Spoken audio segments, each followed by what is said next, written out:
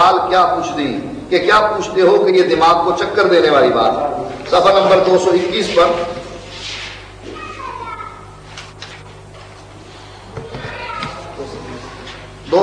پر یہ عبارت موجود ہے، کہتے ہیں تیرے میم دے پر گر کے پاون تو صدقے احد ہو کے احمد سڑواون تو صدقے، یعنی کہ تھا تو احد لیکن احمد کہلوا رہا ہے اپنے آپ کو، تو نے میم کا پردہ پہن لیا ہے۔ احد اس کے ساتھ اگر میم لگا دیا جائے درمیان میں ہے اور دال کے درمیان تو احمد بن جاتا ہے۔ کہتے ہیں یہ میم کے پردے میں تو آیا ہے، میں تیرے صدقے جاؤں۔ احد جو ہے وہ اللہ تعالیٰ کو کہا جاتا ہے، جس کے بارے میں سب کو ہی معلوم ہے۔ آپ صفحہ نمبر 220 پر کہتے ہیں میں اپنی حیاتی تو قربان تھی ماں، خدا کو محمد سڑیں دے گزر گئی، یعنی خدا کو محمد صلی اللہ علیہ وسلم کہتے کہتے اس کی زندگی گزر گئی۔ صفحہ نمبر 219 پر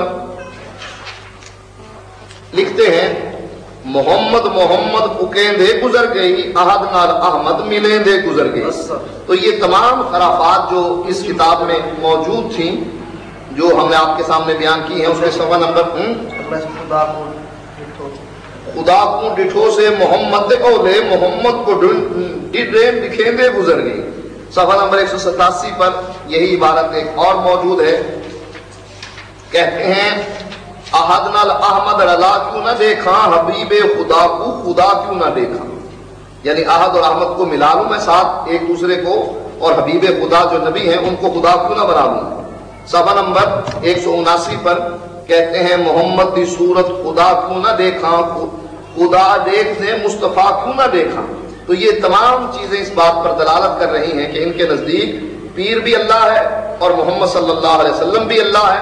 اور بابا فرید کے بقول جو فوائد فریدیہ میں ہم نے حوالہ پیش کیا تھا کہ اگر یہ عیسائیوں کی طرح دین میں عیسائیوں کی گمراہی کا سبب یہ ہے کہ انہوں نے دین بنائے، اگر ہر ایک چیز کو، جانوروں کو بھی، انسانوں کو بھی، نباتات اور جمادات کو بھی اللہ کا پرتو اور اللہ تعالیٰ کا ذل بتلاتے تو یہ گمراہ نہ ہوتے۔ حالانکہ اللہ تعالیٰ کہتا ہے وقالت الیہود عزیر ابن اللہ، کہ یہودیوں نے کہا کہ عزیر اللہ کا بیٹا ہے، وقالت النصارى المسیح ابن اللہ، اور عیسائی کہنے لگے کہ مسیح اللہ کا بیٹا ہے۔ اور یہاں یہ کہتے ہیں پیر بھی اللہ ہے، نبی بھی اللہ ہے، ہر چیز اللہ ہے، ہر ایک میں اسی کا پرتو اور اسی کا ذل۔ اب آپ کو ہم ایک اور چیز دکھلاتے ہیں کہ جیسے عیسائی مریم علیہ السلام کو اللہ کی بیوی بنا رہے ہیں، اسی طریقے سے بریلویوں کا بھی یہی عقیدہ ہے کہ اللہ تعالیٰ کی بیوی ہے۔ ملفوظات حصہ نمبر 2 ملفوظات احمد رضا خان صاحب کی ہے، اس میں صفحہ نمبر 208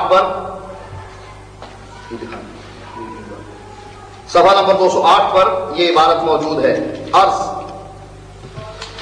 حضور مجذوب کی کیا پہچان ہے؟ ارشاد سچے مجذوب کی یہ پہچان ہے کہ شریعت مطہرہ کا کبھی مقابلہ نہ کرے گا۔ پھر کہتے ہیں حضرت سیدی موسیٰ سہاگ رحمت اللہ علیہ مشہور مجازیب سے تھے، احمد آباد میں مزار شریف ہے، میں زیارت سے مشرف ہوا ہوں۔ زنانہ وضع رکھتے تھے، ایک بار قحط شدید پڑا، بادشاہ و قاضی و اکابر جمع ہو کر حضرت کے پاس دعا کے لیے گئے، انکار فرماتے رہے کہ میں کیا دعا کے قابل ہوں۔ جب لوگوں کی آہو زاری حد سے گزری، ایک پتھر اٹھایا اور دوسرے ہاتھ کی چوڑیوں کی طرف لائے اور آسمان کی جانب منہ اٹھا کر فرمایا می بھیجیے یا اپنا سہاگ واپس لیجیے۔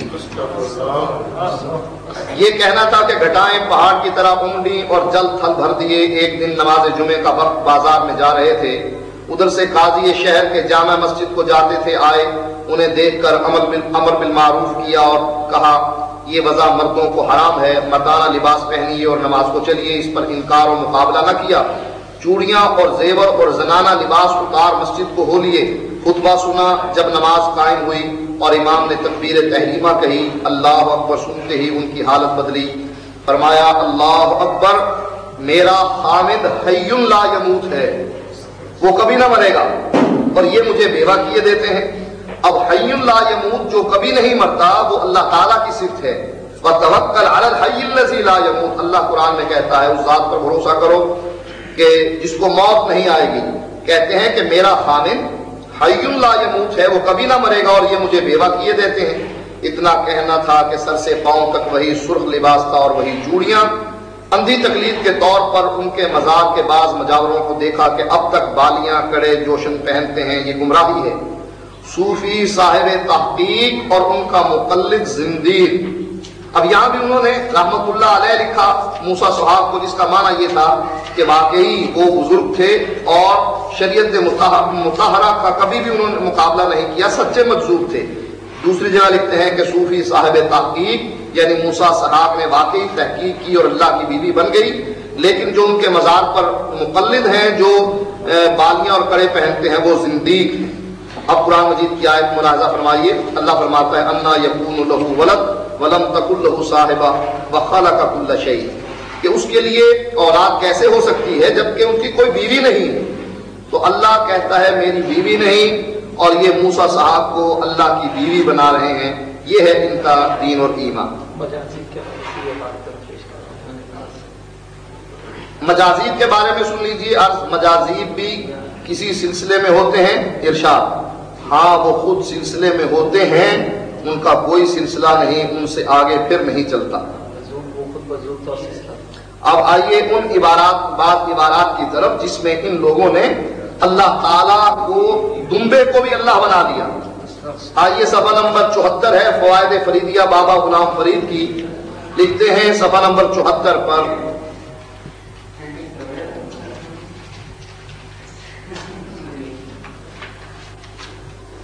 کہ حضرت حمزہ خراسانی کے کانوں میں ایک دمبے کی آواز آئی۔ صفحہ نمبر 74 پر کہ حضرت حمزہ خراسانی کے کانوں میں ایک دمبے کی آواز پہنچی، فرمایا لبیک جل شانہ، اور وجد میں آ گئے۔ ایک دمبے کی آواز نکال رہا ہے اور یہ اس کو رب بنا کر کہہ رہے ہیں میں حاضر ہوں، اور وجد میں آ گئے۔ ان کے نزدیک دمبا بھی خدا۔ آئیے بعض ان عبارات کی طرف جو ان کے ہاں مختلف کتابوں میں موجود ہیں، میں آپ کو ان عبارات کے بارے میں بتلاتا ہوں۔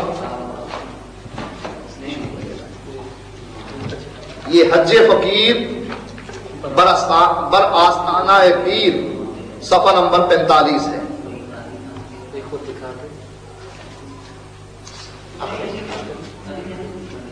یہ ہے وہ کتاب جس کے صفحہ نمبر 45 پر یہ ہے وہ عبارت۔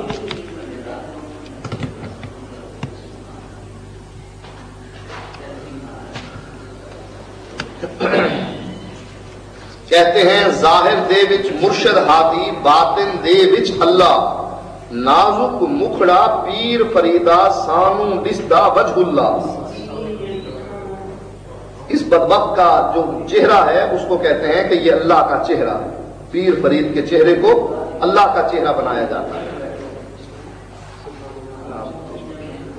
اچھا، اس کے بعد عین الفقر کتاب ہے، صفحہ نمبر 42 ہے۔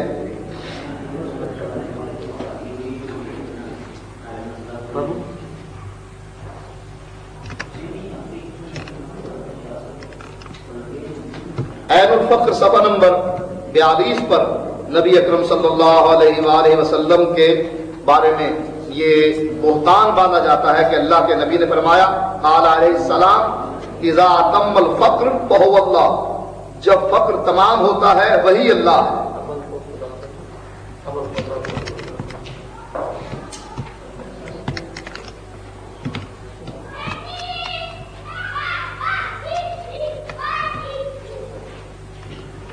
آئیے اسرار حقیقی صفحہ نمبر 20۔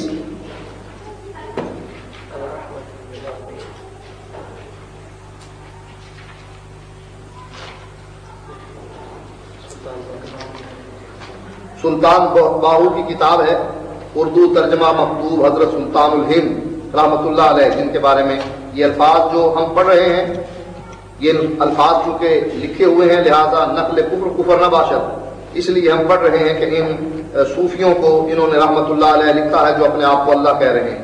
یہ ہے وہ کتاب اسرار حقیقی صفحہ نمبر 20۔